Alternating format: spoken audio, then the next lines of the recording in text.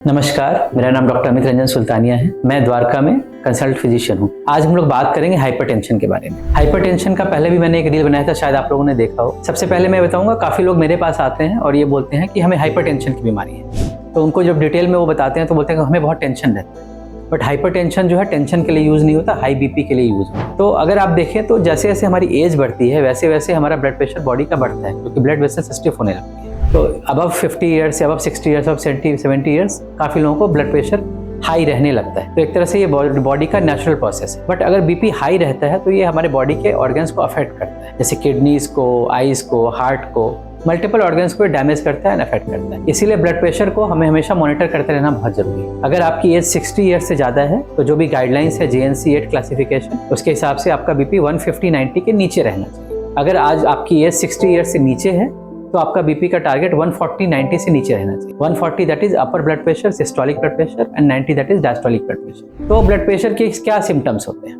बहुत बार blood pressure के कोई सिम्टम्स नहीं आते। बहुत सारे पेशेंट्स मेरे पास आते हैं रेगुलर चेकअप के लिए और उनका बीपी काफ़ी हाई आता है, लेकिन उनको ऐसा लगता है कि अगर हमें ब्लड प्रेशर के कोई सिम्टम नहीं है तो हम मेडिसिन क्यों लें। बट आपको ये जानना होगा कि अगर आपका बीपी हाई है और आपको कोई सिम्टम नहीं भी है तब भी आपको अपना बीपी कंट्रोल में रखना बहुत जरूरी है, क्योंकि धीरे धीरे आपके किडनी को, आइज को, हार्ट को नुकसान पहुंचाता रहता है और सडनली आप लैंड अप हो जाते हैं CKD में, किडनी फेलियर हो जाता है। इसीलिए अपना बीपी टाइम टू टाइम जरूर से चेक करवाना। कुछ लोगों को बीपी के सिम्टम्स आ सकते हैं, जैसे सर में भारीपन रहना, सर में दर्द रहना, चक्कर आना, या बैक पेन होना, शोल्डर पेन होना।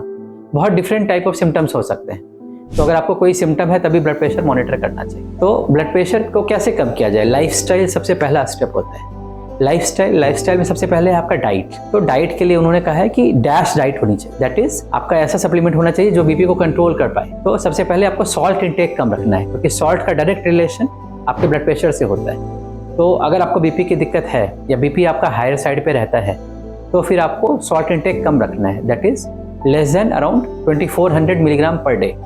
और अगर आपको बीपी बहुत ज़्यादा हाई रहता है तो फिर 1500 मिलीग्राम पर डे से सॉल्ट, टोटल सॉल्ट जो आप दिन भर में लेते हैं, उसको आपको अराउंड 1500 मिलीग्राम से कम रखना है। और एक्स्ट्रा सॉल्ट अवॉइड करना है, जैसे टेबल सॉल्ट, आपने सलाद पे सॉल्ट डाल दिया, या फिर पिकल्स है, या कुछ नमकीन चीज़ें हैं, पैक्ड आइटम्स है जो कि हाई सॉल्ट फूड होते हैं, उसको अवॉइड करना है। डेयरी प्रोडक्ट्स में भी जो बहुत हाई फैट डेयरी प्रोडक्ट्स होते हैं उसको अवॉइड करना चाहिए। Fruits are very good for hypertension. अगर आप फ्रूट्स रेगुलर इंटेक करते हो तो उसमें पोटाशियम रिच होता है जो कि बीपी को कम करता है। और वॉक बहुत ज़रूरी है। डेली आपको 30 to 40 मिनट्स एटलीस्ट हफ्ते में 4 से 5 दिन वॉक करना है। तो ये सब लाइफस्टाइल फॉलो करना है, स्लीप लेना है, स्ट्रेस कम रखना है। तो अपना बीपी अपना टाइम टू टाइम चेक कराएं। अगर कोई सिम्टम्स है, फैमिली हिस्ट्री है, तो उसको आप मॉनिटर करें और लाइफस्टाइल को मेंटेन रखें। और फिर भी अगर लाइफस्टाइल के बाद भी बीपी हाई आ रहा है तो फिर किसी डॉक्टर से कंसल्ट करें और बीपी की मेडिसिन जरूर से स्टार्ट करें। Thank you.